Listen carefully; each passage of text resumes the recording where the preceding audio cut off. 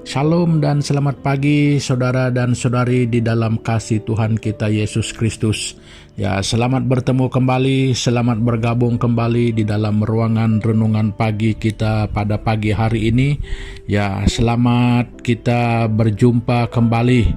Ya, dan selamat pagi sekali lagi untuk semua sahabat-sahabat, umat-umat Tuhan dimanapun kita berada pada saat dan ketika ini. Ya, kiranya damai sejahtera Allah tetap menyertai kita semua, ya, apapun keadaan kita, dimanapun kita, ya, kita percaya bahwa Allah kita itu adalah Allah yang maha hadir, yang maha tahu, yang maha di atas segala-galanya.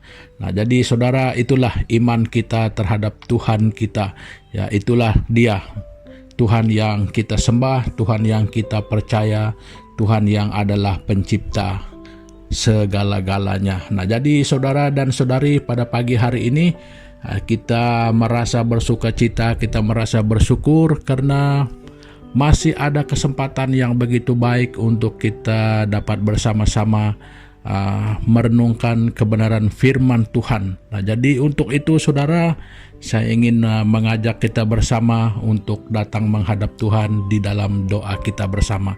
Jadi mari kita berdoa.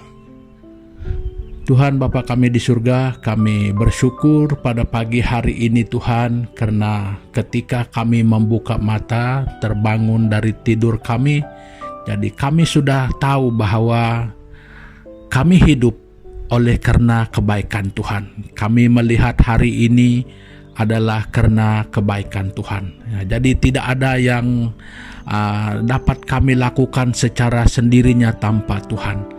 Nah, jadi oleh itu Bapa, segala pujian, syukur dan terima kasih, bahkan segala kemuliaan hanya bagi Tuhan. Nah, oleh itu Bapa, kami datang kepadamu pada pagi hari ini sebelum kami menjalani kehidupan kami di sepanjang hari ini. Jadi kami ingin merenungkan kebenaran firman Tuhan yang kami akui, yang kami percaya, yang kami imani sebagai pedoman dan suluh, bahkan pegangan di dalam kehidupan kami selama kami masih ada di dunia ini. Nah, makanya Tuhan, pimpin kami di dalam kami mencari kebenaran-Mu, di dalam kami merenungkan kebenaran firman Tuhan. Ya, karena kami tahu dan percaya bahwa melalui firman Tuhan kami tahu bahwa Tuhan itu berbicara kepada kami, dan Tuhan itu menyatakan sesuatu yang Tuhan kehendaki untuk kami ketahui lewat firman-Mu. Makanya Tuhan, pimpin kami, iringi kami supaya apa yang kami pelajari bersama menjadi berkat kepada setiap pribadi kami dan juga memuliakan nama Tuhan dan kasih-Mu. Terima kasih Bapa, ini doa kami yang kami naikkan hanya di dalam nama Tuhan Yesus Kristus, Tuhan dan Juru Selamat kami. Amin. Nah, saudara dan saudari semua, pada pagi hari ini kita akan bersama-sama merenungkan satu pokok renungan kita ataupun tema renungan kita pada pagi hari ini yang berkata, kalau kau tidak mati, aku yang mati. Nah, itu renungan kita pada pagi hari ini. Nah, jadi seperti apakah perkara yang kita ingin kongsikan bersama ini? Jadi untuk itu mari kita bersama-sama melihat di dalam Alkitab kita yang terdapat di dalam kitab 1 Petrus pasal yang kedua. Kita membaca ayat yang ke-24. Nah, jadi begini bunyinya. Ia sendiri telah memikul dosa kita di dalam tubuhnya di kayu salib, supaya kita yang telah mati terhadap dosa hidup untuk kebenaran. Oleh bilur-bilurnya kamu telah sembuh. Nah, saudara dan saudari, inilah yang merupakan bahan renungan kita pada pagi hari ini. Ya, dari pembacaan ini kita mengangkat tema ini, kalau kau tidak mati, aku yang mati. Nah, itu benar saudara, kalau Kristus tidak mati, sudah tentu kita mati sebagai akibat dosa kita. Nah, karena di dalam kitab Roma itu Paulus mengatakan bahwa upah dosa itu adalah maut. Jadi sebagai balasan terhadap dosa itu adalah kematian. Nah, jadi untuk kita boleh bebas daripada kematian itu, upah dosa itu tetap tidak berubah. Upah dosa itu tetap maut, harus dibayar, tidak boleh tidak. Nah, jadi bagaimana? Untuk itulah Kristus mati bagi kita, saudara. Nah, jadi itulah yang menjadi bahan renungan kita ini. Kalau Dia tidak mati, memang kita yang mati. Nah, tetapi Dia sudah mati bagi kita di kayu salib, maka kita beroleh hidup. Nah, jadi dari sanalah timbulnya singkatan yang kita dapat simpulkan di sini, bahwa kalau kau tidak mati, aku yang mati. Nah, itu berarti kalau Kristus tidak mati, kita yang mati. Nah, tetapi Dia sudah mati bagi kita, maka kita beroleh hidup. Nah, jadi saudara dan saudari, itulah intipatinya daripada case kematiannya di kayu salib. Ya, itu adalah rencana Allah yang dari dulu. Ya, itu berarti kalau dari itu panjang bunyinya, bermakna itu sudah berlaku sebelum Dia lahir sekalipun, sudah dinubuatkan oleh para nabi yang jauh ratusan tahun. Yang maksud saya di sini yang secara khusus menubuatkan tentang kedatangannya, tentang tujuan kedatangannya. Dan ketika kita melihat itu di dalam Alkitab, di era yang dikatakan sebagai perjanjian baru di dalam Alkitab itu, nah di sana kita melihat penggenapan nubuat-nubuat oleh nabi-nabi yang terdahulu. Nah, bahwa Dia yang akan datang itu menanggung dosa, menanggung segala kejahatan, pelanggaran manusia. Jadi sebagai akibat daripada dosa itu memang harus mati. Nah, itu upah dosa. Karena dosa adalah pelanggaran terhadap hukum Allah. Jadi tidak harus diubah, jadi tidak harus dibatalkan sedemikian saja. Hutang tetap hutang, harus dibayar. Nah, jadi kita tidak mampu membayar itu. Makanya Dia harus mati ganti kita. Nah, jadi saudara dan saudari, ini fakta ya. Bahkan fakta sejarah menuliskan ini, apalagi Alkitab. Ya, sejarah di zaman itu menyatakan dan menuliskan. Nah, ini adalah sejarah suci. Kematian Kristus di kayu salib itu, itulah sebenarnya kematian kita. Dosa dan pelanggaran kitalah yang ditanggungnya di sana. Nah, jadi saudara dan saudari, saya tidak mau bicara panjang tentang hal itu dulu, karena kalau kita melihat di dalam Alkitab dan secara khusus di kitab Perjanjian Baru, waktu penggenapan semua apa yang sudah dinubuatkan oleh nabi-nabi yang terdahulu, itu hampir semua cerita, hampir semua kisah yang di dalam Perjanjian Baru itu, semuanya adalah mengisahkan tentang penebusan, tentang karya yang terbesar yang Tuhan lakukan di dalam Kristus Yesus, dan secara khusus lewat kematiannya di kayu salib sebagai penebus dosa umat manusia.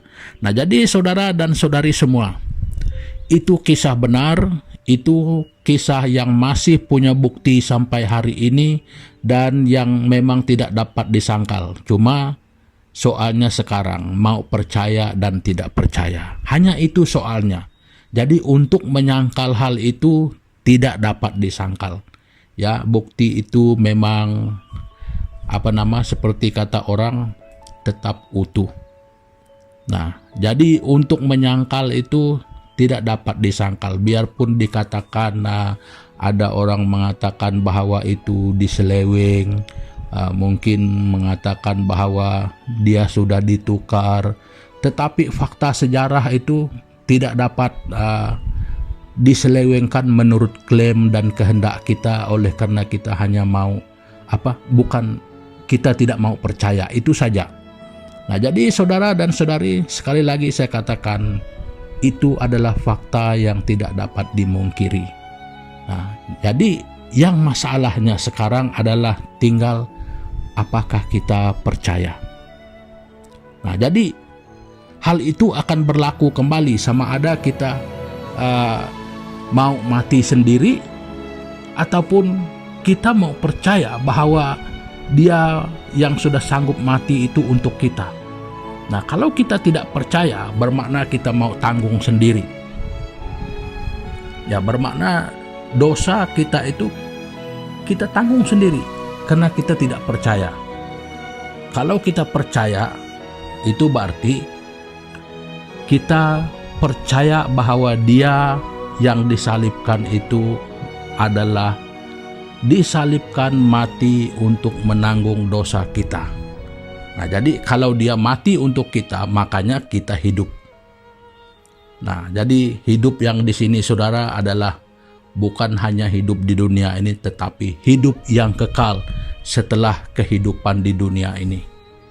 Nah, jadi yang seperti kata orang, yang bahasa-bahasa agamawinya, yaitu kehidupan kekal surga. Nah, jadi saudara dan saudari semua, sekali lagi saya ingin katakan, apakah kita percaya? Nah, itu soalnya, ya.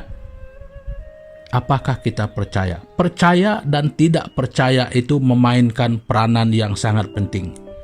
Soalnya adalah hidup dan mati. Percaya, hidup. Tidak percaya, mati. Nah, itu soalnya. Nah, jadi saudara dan saudari, mungkin ada orang yang mengatakan, ya saya sudah sekian lama menjadi orang Kristen. Saya sudah percaya. Saudara dan saudari, Alkitab kita itu bukan satu muka surat ya. Iman Kristen itu berdiri dari kitab Kejadian sampai kitab Wahyu. Nah, di sana pendirian iman Kristen itu. Nah, jadi ukurannya yang dikatakan sebagai percaya itu bukan menurut ukuran kita yang seenaknya mungkin mengatakan, oh saya sudah menjadi orang Kristen sekian lama. Ya tidak, ukuran percaya yang dikatakan Alkitab itu seperti apa. Jadi makanya ditemukan di dalam Alkitab itu seperti apa. Nah, jadi mungkin kita mengatakan bahwa kita adalah orang yang sudah percaya pada Tuhan. Saudara dan saudari, apakah hidup kita sudah sesuai dengan kebenaran firman Tuhan? Selama kita menjadi orang Kristen, apakah hidup kita sudah sesuai dengan firman Tuhan? So, apalagi kalau memang belum menjadi Kristen, saudara dan saudari, apakah kita sudah percaya akan hal itu? Nah, jadi saudara dan saudari, mungkin ini baru pertama, ada yang saudara dan saudari kita mungkin pertama kali mendengar. Saudara, inilah kesempatan bagimu sebenarnya. Bukan kesempatan emas, tetapi jauh lebih berharga daripada itu. Ini adalah kesempatan soal hidup dan mati. Percaya kepada Kristus yang sebagai Tuhan dan Juru Selamat penebus dosa kita. Dia mati untuk kita, supaya kita memperoleh hidup. Nah, jadi kalau saudara dan saudari mengakui di dalam hatimu, di dalam kehidupanmu secara pribadi, dan mengundang Dia sebagai Tuhan dan Juru Selamatmu secara pribadi, saudara, keselamatan itu ada padamu saat ini ketika engkau mengakui. Nah, saya mau beritahu juga saudara, kalau saat ini, bahkan mungkin selama ini, kita itu menyangkal kebenaran ini, saudara dan saudari, ingatlah bahwa kita masih di dalam keadaan yang mematikan. Nah, jadi untuk itu saudara dan saudari, perkongsian saya pada pagi hari ini ya sampai di sini dulu. Dan untuk mengakhiri pertemuan kita pada pagi hari ini, jadi mari kita datang kepada Tuhan di dalam doa kita bersama. Mari kita berdoa. Tuhan Bapa kami di surga, terima kasih Tuhan Yesus Kristus pada pagi hari ini karena Tuhan Engkau berbicara kepada kami lewat firman-Mu pada pagi hari ini yang menyatakan kepada kami bahwa apa yang telah Kau lakukan di kayu salib itu adalah menyediakan kehidupan bagi setiap orang yang percaya, yang mau percaya. Itu adalah orang-orang yang akan memperoleh hidup itu. Jadi makanya Engkau berbicara kepada setiap orang supaya memiliki iman terhadap karya Allah yang Tuhan sediakan, yang Tuhan rencanakan untuk setiap orang.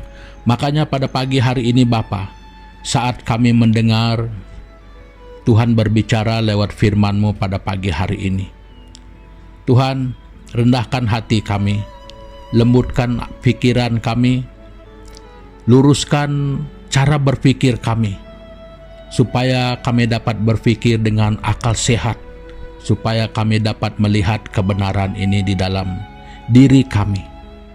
Dan Tuhan, ampuni kami Bapa, kalau selama ini kami hanya hidup menurut keinginan dan cara kami, tanpa mengakui Tuhan itu di dalam hidup kami. Nah Bapa, kami juga berdoa pada pagi hari ini, kalau mungkin ada saudara dan saudari kami yang mungkin buat pertama kali mengenal dan mengetahui bahwa kematian Kristus di kayu salib itu menyediakan jalan kehidupan bagi kami. Biar pada pagi hari ini Tuhan, Roh-Mu terus berbicara kepada setiap pribadi ini, supaya di dalam kehidupan kami, langkah-langkah selanjutnya, Tuhan Engkau terus berkarya, sehingga jiwa-jiwa yang seperti ini akan diselamatkan. Nah Tuhan, ini doa kami, dan kami percaya bahwa kebenaran firman Tuhan ini adalah hidup, sebab Tuhan yang punya firman adalah Tuhan yang hidup. Makanya kami berdoa Tuhan, supaya dengan kehendak dan dengan cara Tuhan, Engkau bekerja untuk setiap pribadi yang mengambil kesempatan untuk mendengarkan, bahkan selanjutnya untuk menjadi percaya. Terima kasih Tuhan Yesus Kristus. Dan sekali lagi Tuhan, pada pagi hari ini kami menyerahkan semua saudara dan saudari kami dan setiap pribadi kami ke dalam tangan Tuhan, dan seluruh keberadaan hidup kami hari ini, aktiviti kami, pelayanan kami, pekerjaan kami, Tuhan Yesus kami serahkan ke dalam tangan-Mu. Bapa, Engkau pimpin kami, Engkau pelihara kami, supaya kami boleh hidup bagi Tuhan dan bagi sesama, supaya Tuhan menjadikan kami berkat untuk orang-orang lain, dan juga kami akan menerima berkat daripada Tuhan juga, karena kami yakin bahwa Tuhan kami adalah Tuhan yang sangat baik, Tuhan yang sangat peduli terhadap setiap kami. Makanya Tuhan, kalaupun pada saat ini ada saudara dan saudari kami yang mungkin menghadapi pergumulan dan masalah yang mungkin kami tidak kenal, yang kami tidak tahu dimanapun dan apapun keadaan mereka, Tuhan Yesus, berbelas kasihanlah Tuhan kepada pribadi-pribadi yang mungkin dalam keadaan yang sedemikian rupa. Jadi karena kami percaya bahwa Tuhan kami adalah Tuhan yang penuh dengan belas kasihan, yang sudah tentu punya cara untuk menolong kami, makanya kami mempercayakan setiap saudara dan saudari kami yang mungkin di dalam keadaan yang sedemikian ke dalam tangan-Mu. Kiranya Bapa, kasih kemurahan-Mu menjadi jawaban yang benar dan jawaban yang sangat tepat untuk masalah dan pergumulan kami. Terima kasih Bapa, ini doa kami yang kami naikkan hanya di dalam nama Tuhan Yesus Kristus, Tuhan dan Juru Selamat kami yang hidup. Amin. Nah, saudara dan saudari semua, pertemuan kita untuk pagi hari ini sampai di sini dulu, dan sampai kita jumpa lagi pada kesempatan yang mendatang. Jadi terima kasih, Tuhan Yesus memberkati kita bersama. Haleluya.